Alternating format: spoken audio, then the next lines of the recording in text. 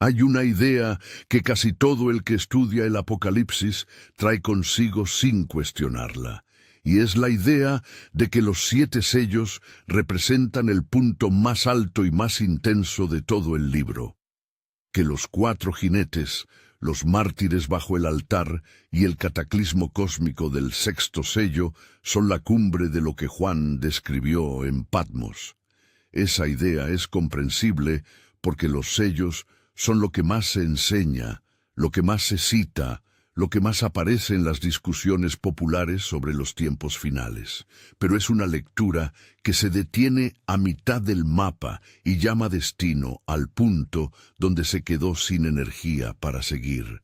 Porque los sellos afectan 1/4 de la Tierra, y lo que viene después del 7º sello afecta 1/3 de múltiples sistemas simultáneamente, en una escala de impacto acumulativo que los sellos no tienen capacidad de anticipar completamente. La primera cosa que el texto del Apocalipsis establece sobre las trompetas es la diferencia de escala.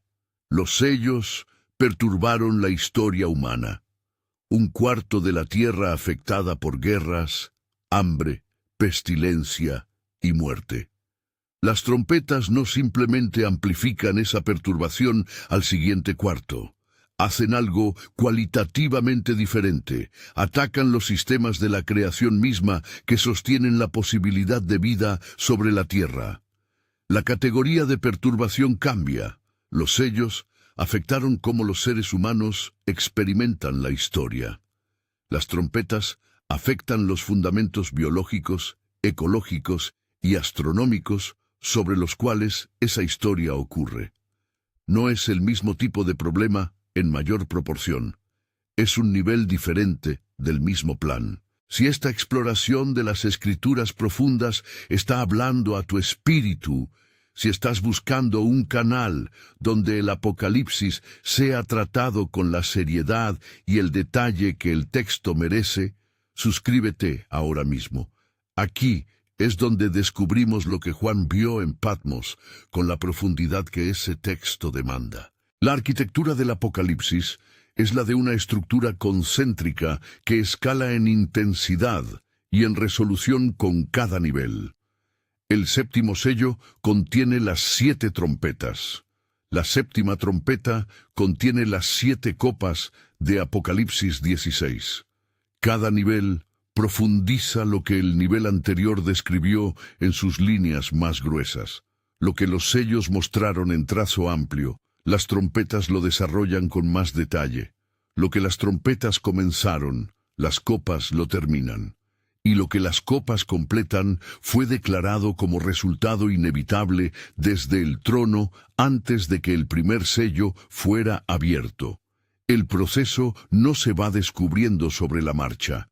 El resultado final ya está conocido en el centro del proceso desde el inicio. Antes de que cualquier ángel toque su trompeta, hay un evento que ocurre en el cielo que define el contexto de todo lo que sigue.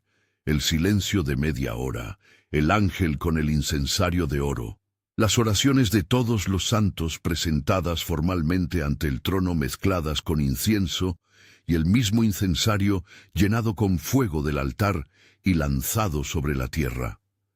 Las trompetas no suenan en el contexto de una ira que explota de forma impulsiva. Suenan en el contexto de una justicia que responde con precisión a todo lo que fue presentado ante el trono a lo largo de toda la historia del pueblo de Dios.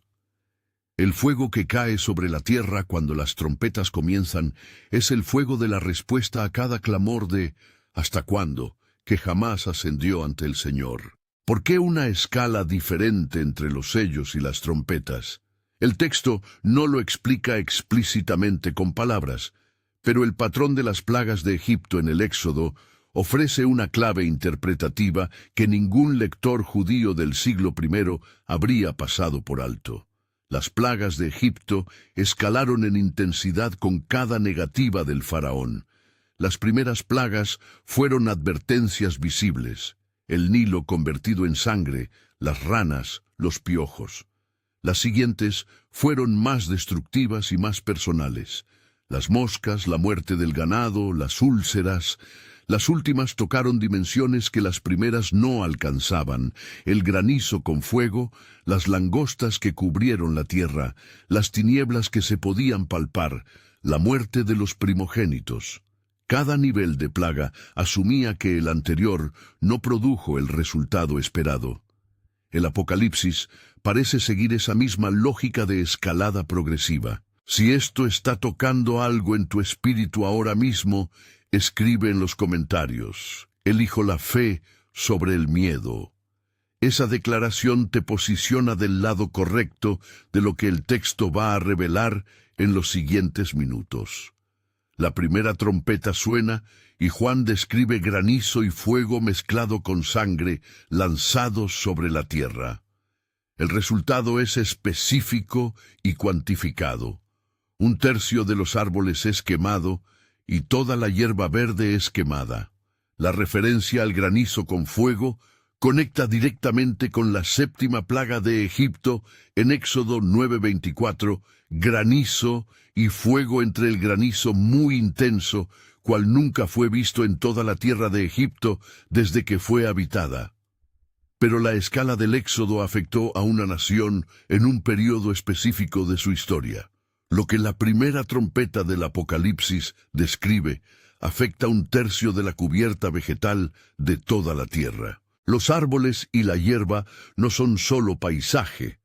Son los sistemas de fotosíntesis, de fijación de carbono, de estabilización del suelo, de regulación del ciclo del agua, de producción de alimento para toda la cadena alimentaria terrestre.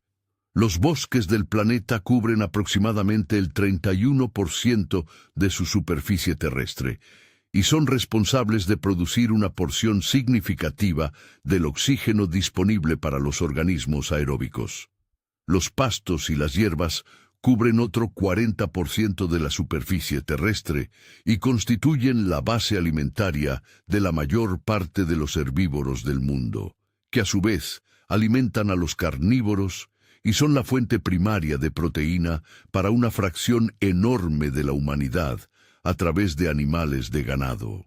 1/3 de esos sistemas dañados, no destruidos retóricamente, sino afectados en la proporción específica que el texto declara, produciría consecuencias sobre la temperatura global, los patrones de precipitación, la disponibilidad de alimentos y la calidad del aire de una escala que ningún evento histórico registrado ha igualado.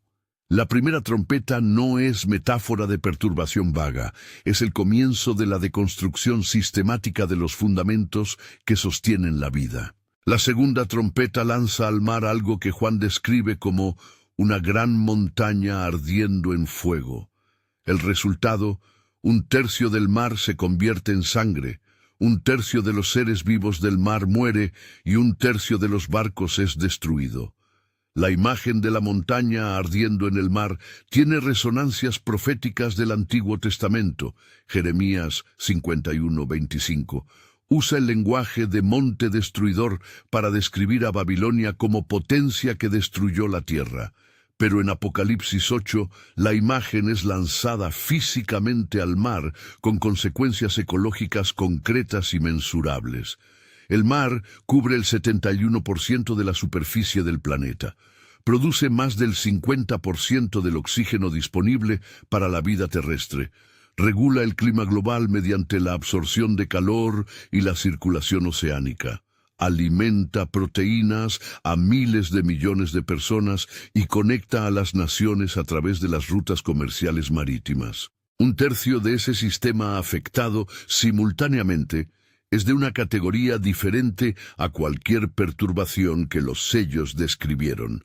La primera trompeta afectó la tierra, la segunda afectó el mar, la tercera completa la tríada de los grandes depósitos de agua, atacando el sistema de agua dulce interior, una estrella ardiendo cuyo nombre es ajenjo, absintos en el griego, nombre de una planta conocida en el mundo mediterráneo antiguo por su amargura extrema y sus efectos tóxicos sobre el sistema nervioso cuando se consume en altas concentraciones. cae sobre un tercio de los ríos y fuentes de agua dulce. Las aguas se vuelven amargas, y el versículo 11 registra que muchos hombres murieron a causa de ellas. El agua potable representa menos del 3% del agua disponible en el planeta. De ese 3%, la mayor parte está congelada en glaciares polares o inaccesible en acuíferos profundos. Lo que queda disponible para el consumo humano directo es frágil, escaso en muchas regiones y completamente vital para la supervivencia de cualquier forma de civilización. El nombre ajenjo no es un detalle arbitrario en el texto. El ajenjo, Artemisia absinthium, era conocido en el mundo antiguo por producir en su consumo una amargura específica que no es simplemente desagradable, sino activamente tóxica en concentraciones suficientes. Los escritores del Antiguo Testamento usaban la imagen del ajenjo para describir el juicio de Dios. Jeremías 9:15 y 23:15 amenazaban con dar al pueblo agua de ajenjo como consecuencia de su infidelidad. Proverbios 5:4 describe a la mujer adúltera como amarga cual el ajenjo. La elección del nombre para la estrella de la tercera trompeta lleva ese peso semántico del juicio bíblico sobre el agua.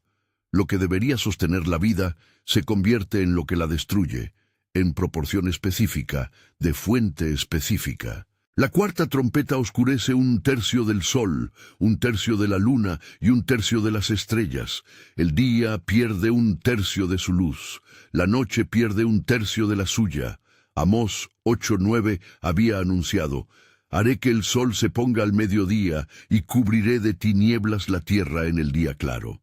Isaías 13:10 había declarado sobre el juicio de Babilonia: las estrellas de los cielos y sus luceros no darán su luz, y el sol se oscurecerá al nacer, y la luna no dará su resplandor. Joel 2:31 había proclamado: el sol se convertirá en tinieblas, y la luna en sangre, antes que venga el día grande y espantoso de Jehová. Juan no está inventando un lenguaje apocalíptico nuevo. Está tomando el lenguaje que los profetas del Antiguo Testamento usaron durante siglos para describir el patrón de intervención divina sobre los sistemas de la creación y aplicándolo a la escala global que ninguno de esos profetas podía haber anticipado completamente. Los cuerpos celestes no son sólo la iluminación del cielo nocturno.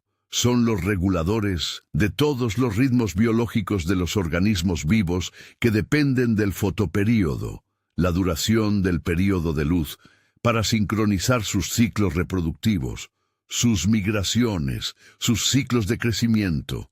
Son los orientadores de la agricultura, que desde los orígenes de la civilización ha dependido del calendario solar y lunar para determinar los ciclos de siembra y cosecha.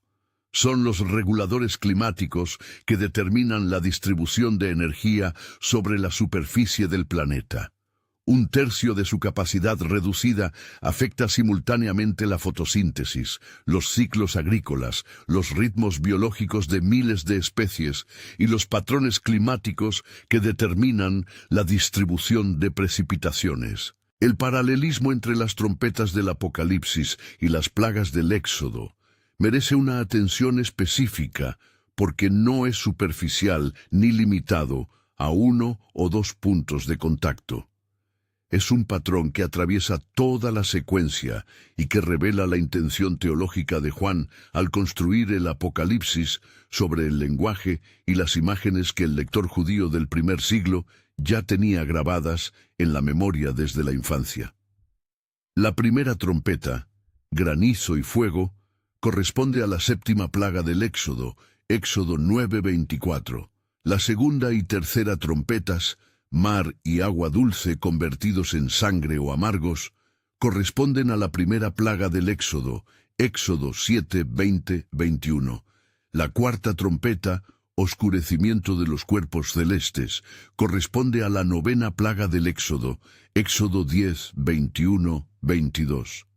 La quinta trompeta, langostas del abismo, corresponde a la octava plaga del Éxodo, Éxodo 10, 12, 15, con la adición de una dimensión sobrenatural que la plaga del Éxodo no tenía. El paralelismo Éxodo-Apocalipsis no es solo literario, tiene una función interpretativa específica. Las plagas del Éxodo tenían como propósito declarado la liberación del pueblo de Dios de una esclavitud que el poder del mundo había impuesto sobre ellos. Dios le dijo a Moisés en Éxodo 9:14, «Yo envío todas mis plagas a tu corazón, y sobre tus siervos, y sobre tu pueblo, para que conozcas que no hay otro como yo en toda la tierra». El propósito de las plagas no era solo el castigo del faraón, era la demostración de quién tenía el poder real sobre la creación en cada dominio que el faraón consideraba bajo su control. El Nilo, símbolo del poder de Egipto y del dios Hapi, se volvió sangre. Las ranas, asociadas a la diosa Heket, invadieron hasta la cámara del rey que las adoraba. Cada plaga fue una declaración directa sobre la soberanía de Dios, sobre los dominios que el sistema del faraón consideraba propios. Las trompetas del Apocalipsis siguen esa misma lógica pero ampliada a escala global. Los sistemas que las trompetas afectan, la vegetación, el mar, el agua dulce, los cuerpos celestes, son precisamente los sistemas que el mundo del siglo XXI considera bajo su propio control tecnológico: la agricultura industrial, las rutas marítimas del comercio global, los sistemas de purificación y distribución de agua, los satélites y la tecnología de navegación que dependen de los cuerpos celestes.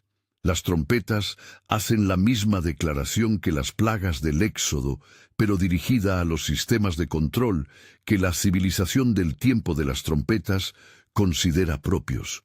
El Dios que actúa en el Apocalipsis no es menos soberano sobre los sistemas tecnológicos del siglo XXI de lo que era soberano sobre el Nilo y sus dioses en el siglo XIII a.C. Hay un patrón estructural en las primeras 4 trompetas que vale la pena articular con claridad, porque revela la intención arquitectónica del texto de una manera que los lectores del siglo XXI pueden leer con mayor precisión que los de siglos anteriores. Cada trompeta ataca un sistema diferente de los 4 sistemas fundamentales que sostienen la vida sobre la Tierra: vegetación y ciclos biológicos terrestres, ecosistemas oceánicos y comercio marítimo, agua dulce disponible para el consumo y luz solar y ciclos astronómicos. No es caos, no es destrucción aleatoria que golpea donde puede.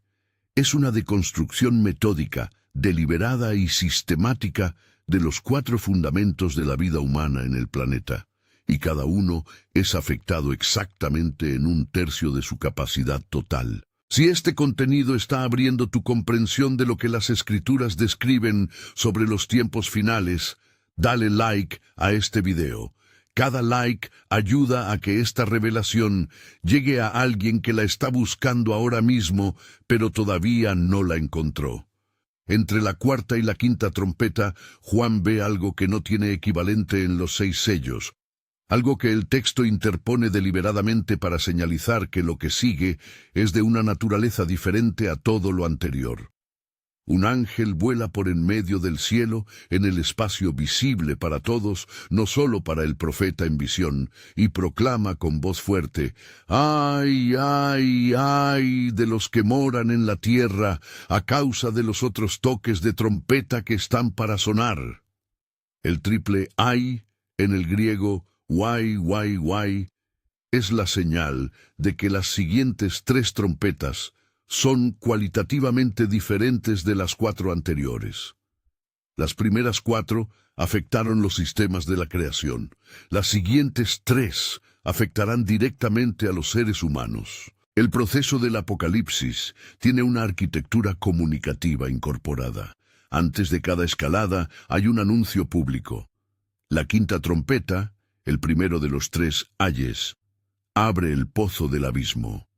El texto describe a una estrella que ha caído del cielo, recibiendo la llave del pozo, La imagen de una estrella que ha caído, tiempo pasado perfecto en el griego, evoca la tradición profética de Isaías 14:12 sobre Lucero, hijo de la aurora, que cayó de los cielos, y la declaración de Jesús en Lucas 10:18. Yo veía a Satanás caer del cielo como un rayo. Lo que sale del pozo cuando se abre no es un fenómeno natural ni un ejército humano. Del pozo abierto sube humo tan denso como el de un gran horno. Y del humo emergen entidades cuya descripción combina características de múltiples dominios del reino animal y del ámbito humano de una forma que ningún organismo natural de ninguna especie combina. La descripción de las entidades de la quinta trompeta en Apocalipsis 9, 7, 11 es una de las más detalladas y más específicamente no naturales de todo el libro. Aspecto de caballos preparados para la guerra, en sus cabezas como coronas de oro, sus caras como caras de hombres, cabello como de mujer, dientes como de leones, corazas como corazas de hierro, sonido de sus alas como el sonido de carros de muchos caballos corriendo a la batalla, colas como de escorpiones con aguijones que torturan. La acumulación de imágenes de fuentes tan distintas, insectos, caballos de guerra, cabello humano femenino, felinos, armadura, comunica precisamente que lo que se está describiendo no es nada que Juan haya visto antes, ni ninguna criatura natural que exista. Es una realidad para la que el lenguaje disponible no tiene una imagen singular adecuada. El efecto de estas entidades sobre las personas que no tienen el sello de Dios es específico y delimitado desde el inicio. No matan, sino que torturan durante 5 meses. El texto especifica el nivel del tormento, usando el referente más universalmente reconocido de dolor agudo disponible en el mundo mediterráneo. Su tormento era como el tormento del escorpión cuando hiere al hombre. No una comparación con algo vago o variable. Con el escorpión, cuya picada produce un dolor agudo, localizado e incapacitante que cualquier lector del mundo mediterráneo antiguo conocía de experiencia propia o de relato inmediato. Y eso durante 5 meses. El límite temporal de 5 meses coincide con el ciclo de vida de las langostas naturales en el mundo mediterráneo, de mayo a septiembre, lo que sugiere que Juan usa medidas del mundo natural como marco de referencia para describir lo que supera el mundo natural. En Apocalipsis 9, 6, el texto agrega un detalle pastoral sobre las personas que experimentan ese tormento que no tiene precedente en los capítulos anteriores. Y en aquellos días los hombres buscarán la muerte, pero no la hallarán, y ansiarán morir, pero la muerte huirá de ellos. La intensidad del tormento llega al punto donde la muerte parece preferible a la continuación de la experiencia. Y sin embargo la muerte no está disponible como escape.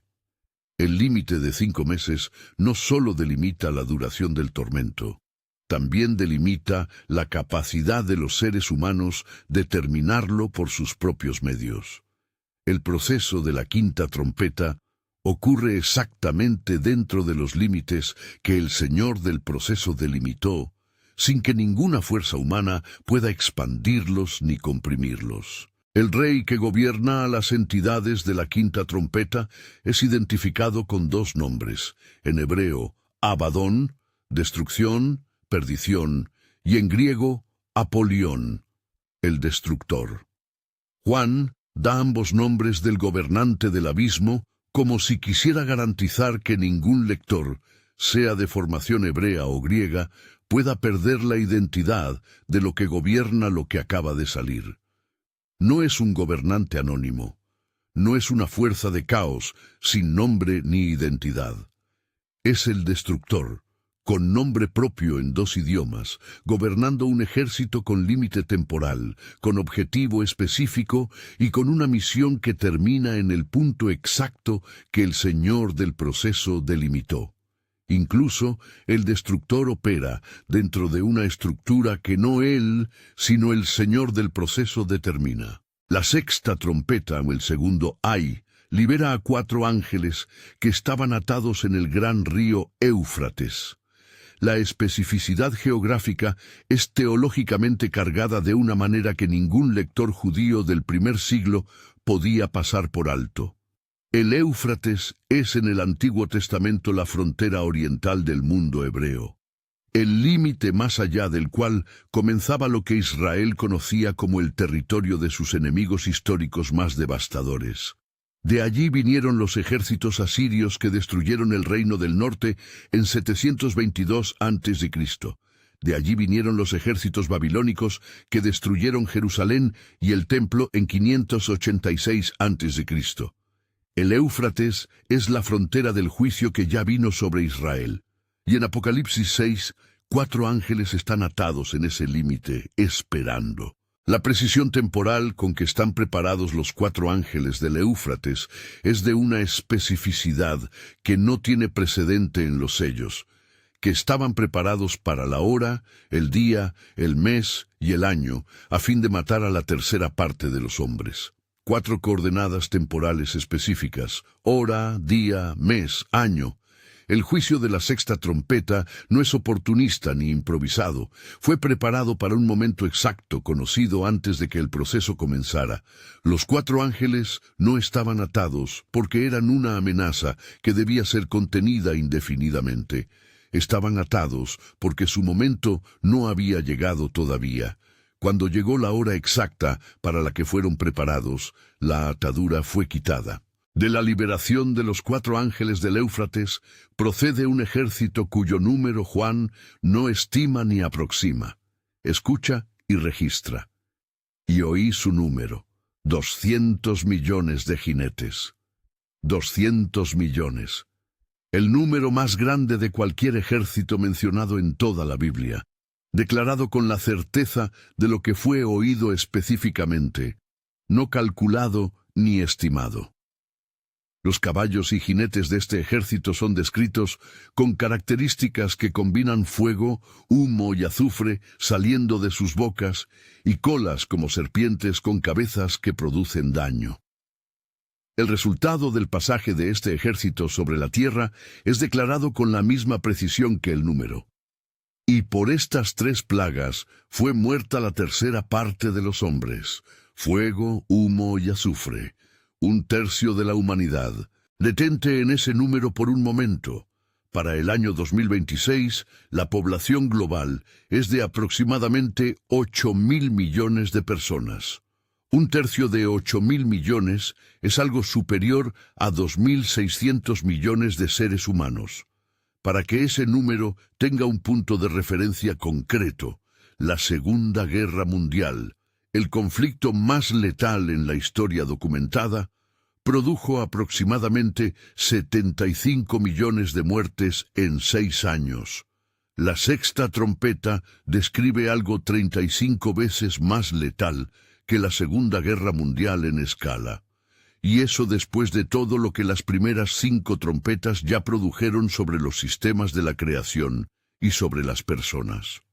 La acumulación desde el inicio de las trompetas describe una realidad que supera con amplitud cualquier evento histórico registrado en la memoria humana colectiva. Entonces llega Apocalipsis 9, 20, 21. El texto que sigue a la sexta trompeta es probablemente el pasaje más sobrio de toda la sección, el que produce el mayor impacto en el lector que ha seguido la secuencia con atención. Después de los sistemas de vegetación afectados, después del mar y el agua dulce envenenados, después de los cuerpos celestes oscurecidos, después de 5 meses de tormento de los que la muerte no podía liberar, después de la muerte de 1/3 de la humanidad restante, el texto registra lo que hicieron los sobrevivientes y los demás hombres que no fueron muertos con estas plagas, ni aun así se arrepintieron de las obras de sus manos. Ni aun así. Esa expresión, oude metenoesan en el griego, comunica exactamente lo que debería haberse esperado como respuesta natural, y no ocurrió. El argumento implícito es, si algo debía producir arrepentimiento, era esto. Si algún nivel de evidencia del poder y la justicia de Dios era suficiente para hacer que los seres humanos se volvieran, era una serie de eventos de esta escala. Y sin embargo, el texto registra que los sobrevivientes no se arrepintieron de adorar a los demonios y a las imágenes de oro, de plata, de bronce, de piedra y de madera, las cuales no pueden ver, ni oír, ni andar, y no se arrepintieron de sus homicidios, ni de sus hechicerías, ni de su fornicación, ni de sus hurtos. El paralelo con el Éxodo es exacto y explícito en sus implicaciones. El faraón vio el Nilo convertido en sangre y sus peces muertos. Vio las ranas cubrir todo Egipto hasta su propia cámara. Vio los piojos, vio las moscas, vio el ganado morir. Vio las úlceras sobre los hombres y los animales, vio el granizo con fuego destruir lo que estaba en el campo, vio las langostas comer lo que quedó, vio las tinieblas que se podían palpar por 3 días. 9 plagas de evidencia directa del poder de Dios. Y después de cada una de las primeras 9, el texto de Éxodo registra que el faraón endureció su corazón o que Dios endureció el corazón del faraón.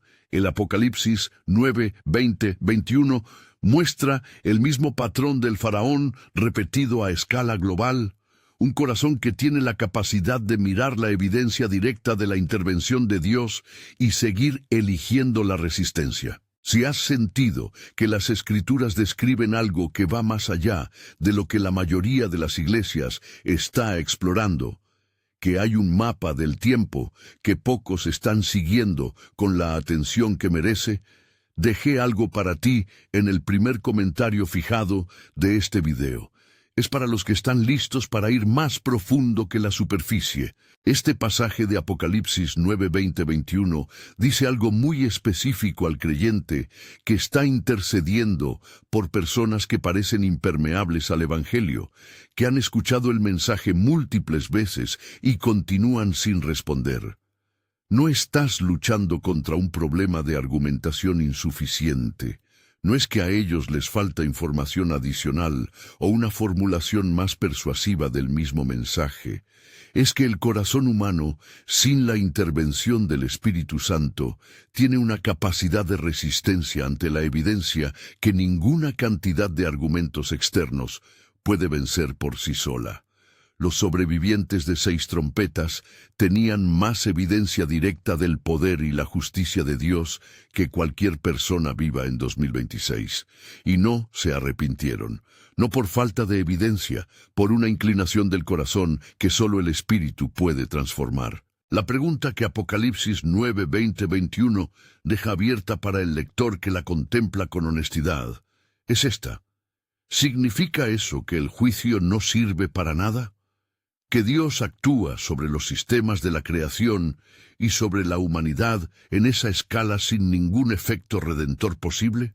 El texto no responde a esa pregunta directamente en el capítulo 9, pero el capítulo 14 del Apocalipsis introduce a un ángel que vuela en medio del cielo proclamando el Evangelio eterno a los que moran en la tierra, a toda nación, tribu, lengua y pueblo.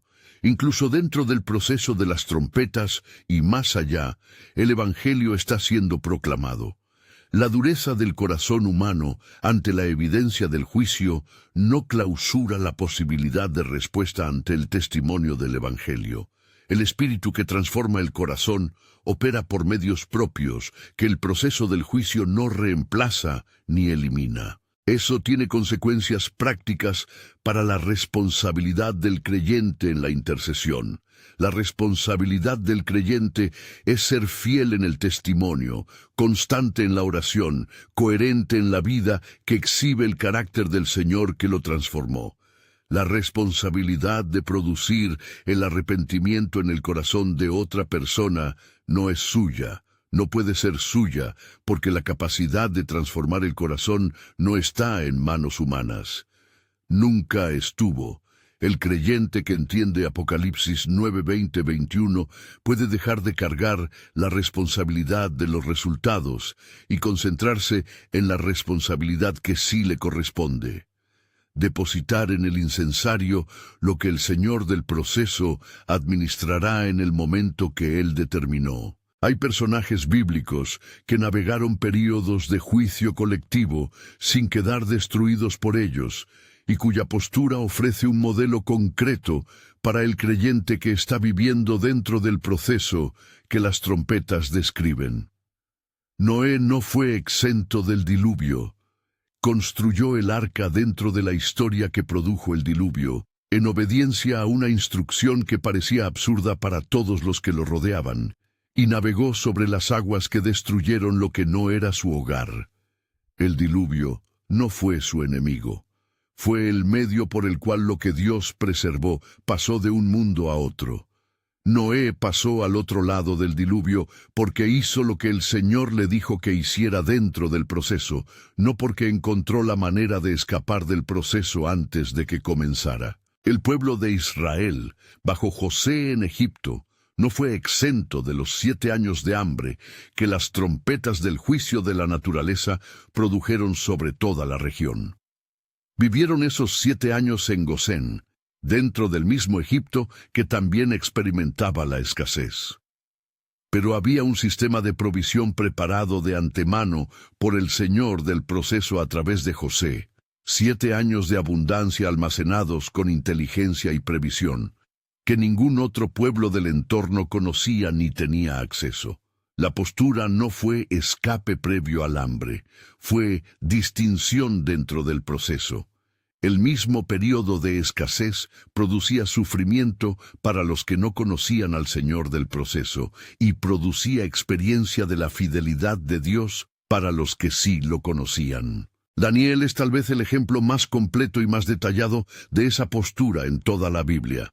Fue llevado a Babilonia desde adolescente como cautivo de guerra.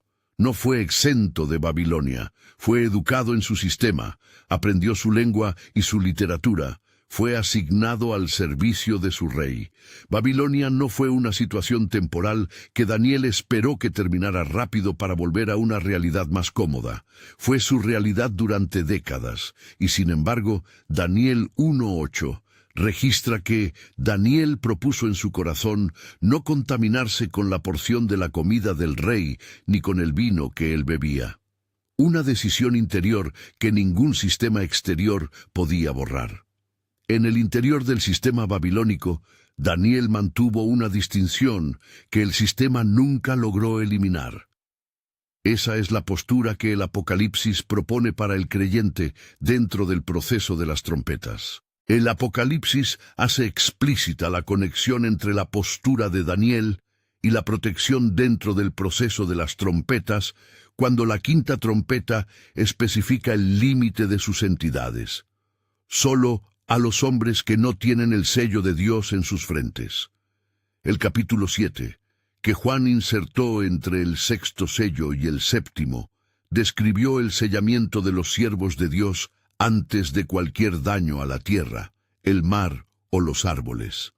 Ese sellamiento no es metáfora vaga de una vaga protección espiritual.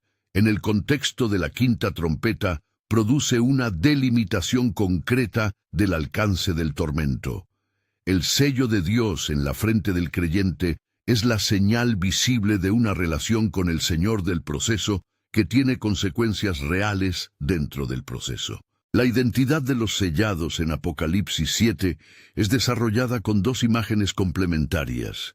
Primero, los 144,000 sellados de las 12 tribus de Israel, 12,000 de cada tribu, un número que combina la totalidad, 12 tribus, con la escala 1000 para expresar completitud.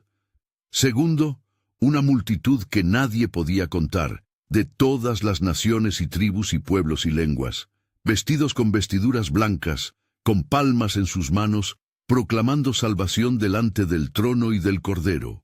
Cuando uno de los ancianos le pregunta a Juan, ¿quiénes son estos de ropas blancas?, la respuesta que recibe es, Estos son los que han salido de la gran tribulación, y han lavado sus ropas, y las han emblanquecido en la sangre del Cordero. No los que escaparon de la tribulación, los que salieron de ella. La postura de estar de pie ante el trono, que Apocalipsis 7 describe para esa multitud, no es la de personas que encontraron la manera de evitar el proceso. Es la de personas que pasaron por el proceso y fueron sostenidas dentro de él. Apocalipsis 7, 16, 17 describe lo que el Cordero les asegura en su presencia. Ya no tendrán hambre ni sed, y el sol no caerá más sobre ellos, ni calor alguno, porque el Cordero que está en medio del trono los pastoreará y los guiará a fuentes de aguas de vida, y Dios enjugará toda lágrima de sus ojos. El lenguaje de enjugar las lágrimas asume que hubo lágrimas. El Cordero que pastoreará implica que hubo un camino que necesitó ser pastoreado. La promesa final no es que el proceso no costó, es que el que los llevó a través del proceso los lleva también al destino final. La séptima trompeta es el tercer ay, pero su contenido es radicalmente diferente a los dos anteriores. La quinta y la sexta trompeta produjeron tormento y muerte. La séptima trompeta produce algo que no tiene precedente en ninguna de las trompetas anteriores. Apocalipsis 11:15. Y el séptimo ángel tocó la trompeta, y hubo grandes voces en el cielo que decían: Los reinos del mundo han venido a ser de nuestro Señor y de su Cristo, y Él reinará por los siglos de los siglos. La séptima trompeta no produce destrucción, produce proclamación. Una proclamación en tiempo perfecto, han venido a ser, que declara como hecho consumado desde el trono lo que el proceso completo fue encaminado a producir. Los 24 ancianos de Apocalipsis 11, 16, 17 responden a esa proclamación con la adoración que solo tiene sentido cuando se reconoce que lo que fue prometido llegó a su cumplimiento. Señor Dios Todopoderoso, el que eres y que eras y que has de venir, te damos gracias porque has tomado tu gran poder y has reinado, y se airaron las naciones, y tu ira ha venido, y el tiempo de juzgar a los muertos, y de dar el galardón a tus siervos los profetas, a los santos y a los que temen tu nombre, a los pequeños y a los grandes, y de destruir a los que destruyen la tierra. La adoración de los 24 ancianos no es performativa ni anticipatoria. Es el reconocimiento de que lo que fue prometido desde el trono, antes de que los sellos comenzaran, llegó a su declaración formal. Dentro del período de las 6 y 7 trompetas, Apocalipsis 11 introduce dos figuras que no aparecen en ninguna otra sección del libro de la misma manera: los dos testigos. Antes de que la séptima trompeta suene, Juan recibe la instrucción de medir el templo de Dios y a los que adoran en él, pero no el atrio exterior, porque ha sido entregado a los gentiles, y ellos hollarán la ciudad santa 42 meses. Y dentro de esos 42 meses, que el texto también llama 1260 días, dos testigos profetizan vestidos de cilicio. Tienen poder para detener la lluvia, convertir las aguas en sangre y herir la tierra con toda plaga cuantas veces quieran. Su ministerio ocurre dentro del mismo período de las trompetas. El texto establece que habrá testimonio profético con autoridad y poder dentro del período más intenso del proceso. Los dos testigos del Apocalipsis 11 no son descritos en pasividad ni en retirada. Son descritos en acción, profetizando, sellando el cielo para que no llueva, convirtiendo las aguas en sangre. Elías detuvo la lluvia durante 3 años y 6 meses. Primero Reyes 17, 1, Santiago 5, 17. Moisés convirtió el Nilo en sangre. Éxodo 7, 17, 20. La referencia es explícita en el texto de Apocalipsis 11, 6. Estos tienen poder para cerrar el cielo, a fin de que no llueva en los días de su profecía. y tienen poder sobre las aguas para convertirlas en sangre. Juan no está inventando nuevas figuras sin precedente. Está mostrando que el ministerio profético del nivel de Elías y Moisés, los dos representantes del período de la ley, y los profetas que aparecieron con Jesús en la transfiguración, tiene un papel específico dentro del período de las trompetas. Al final de sus 1260 días, los dos testigos son muertos por la bestia que sube del abismo. Sus cuerpos yacen en la calle de la gran ciudad durante 3 días y medio, mientras los habitantes de la tierra se regocijan y se envían regalos unos a otros. La imagen es deliberadamente antiescatológica, como si la muerte de los dos testigos fuera el fin del testimonio que los molestaba. Y entonces, en Apocalipsis 11:11, y después de 3 días y medio, entró en ellos el Espíritu de vida enviado por Dios, y se levantaron sobre sus pies, y cayó gran temor sobre los que los vieron. Resucitaron, y fueron llevados al cielo en una nube ante los ojos de sus enemigos. La resurrección de los testigos es el preámbulo inmediato a la séptima trompeta. El testimonio que fue aparentemente derrotado resurge antes de que el proceso llegue a su declaración final. El capítulo 11 de Apocalipsis termina con la séptima trompeta y con las voces del cielo proclamando el reino del Señor y de su Cristo. Pero también abre el arca del pacto en el templo celestial. Y el templo de Dios fue abierto en el cielo, y el arca de su pacto se veía en el templo. El arca del pacto en el tabernáculo y en el templo de Salomón era el objeto más sagrado de la liturgia de Israel, el lugar donde la presencia de Dios moraba entre su pueblo, donde el sumo sacerdote rociaba la sangre el día de expiación, donde estaban las 2 tablas de la ley, el vaso de maná y la vara de Aarón que reverdeció. El texto de Apocalipsis 11:19 la muestra abierta en el templo celestial, acompañada de relámpagos, voces, truenos, un terremoto y grande granizo, señales que en todo el Apocalipsis acompañan los momentos de mayor intensidad de la presencia y la acción de Dios. La visión del arca del pacto en el templo celestial, en el momento de la séptima trompeta, dice algo específico sobre la naturaleza del proceso que las trompetas describen. El arca era el símbolo del pacto de Dios con Israel, de su compromiso de estar con su pueblo, de su fidelidad a las promesas que hizo. Mostrarla abierta en el momento de mayor intensidad del juicio es recordar que el proceso no cancela el pacto.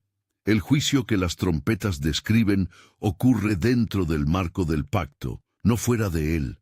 El Dios que juzga es el mismo que pactó. El Dios que actúa en Apocalipsis 11 es el mismo que abrió el Mar Rojo para Israel, que alimentó al pueblo con maná en el desierto, que habitó entre ellos en la nube y en el fuego.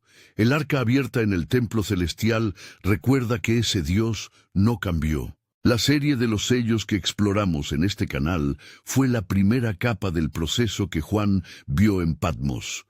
No la última, no la más intensa, la primera.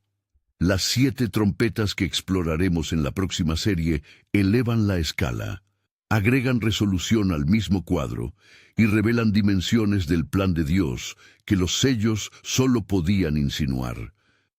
Si los sellos te impactaron, si el caballo blanco, el rojo, el negro, el pálido, las almas bajo el altar, el cataclismo del 6º sello y el silencio del 7º, cambiaron la forma en que lees el tiempo en que estás viviendo. Entonces las trompetas van a requerir que lleves ese mismo nivel de atención al siguiente nivel. El proceso que Juan vio es más grande de lo que los sellos pudieron mostrar. Y la pregunta que los sellos dejaron, ¿quién podrá sostenerse?, tiene su respuesta completa en lo que las trompetas y lo que viene después revelan en cada uno de sus detalles. El proceso que las trompetas describen tiene un resultado que el creyente puede leer como fijo y conocido desde el inicio. porque Apocalipsis 11, 15, 17 lo declaró desde el trono antes de que las copas comenzaran. Los reinos del mundo han venido a ser del Señor y de su Cristo. Eso no es una promesa que podría no cumplirse si el proceso sale mal. Es la declaración del Señor del proceso sobre el resultado que ya conoce, porque el proceso está en sus manos desde el inicio. El creyente que conoce ese resultado final puede navegar el proceso de las trompetas con la misma estabilidad que Noé en el arca, dentro del proceso, sostenido por el que controla el proceso, y con la certeza de que el proceso tiene un destino conocido. Isaías 26:3 dice: Tú guardarás en completa paz a aquel cuyo pensamiento en ti persevera, porque en ti ha confiado. La paz completa, Shalom Shalem en el hebreo, una completitud de paz que no depende de la ausencia de proceso, sino de la confianza en el Señor del proceso, está disponible para el que tiene su pensamiento fijo en el Señor, dentro del período que las trompetas describen. No es paz que viene de ignorar lo que está ocurriendo, es paz que viene de conocer al que lo tiene. Juan escribió el Apocalipsis para creyentes que estaban siendo perseguidos bajo el Imperio Romano en el siglo I, para personas para quienes el proceso no era teoría escatológica, sino realidad cotidiana. Y les escribió que el proceso tiene un resultado declarado, un Señor que administra cada límite dentro de él, y un incensario que guarda cada oración que jamás ascendió ante el trono. Si llegaste hasta el final, escríbelo en los comentarios. Creo, ayuda mi incredulidad. Es la oración más honesta del Nuevo Testamento, la del padre de Marcos 9:24, que sabía que su fe era insuficiente para lo que estaba viendo, y la dijo sin pretender que era más grande de lo que era. He dejado otro video en tu pantalla ahora mismo. Tu próximo paso en este camino. Gracias por ver, y nos vemos en el próximo video.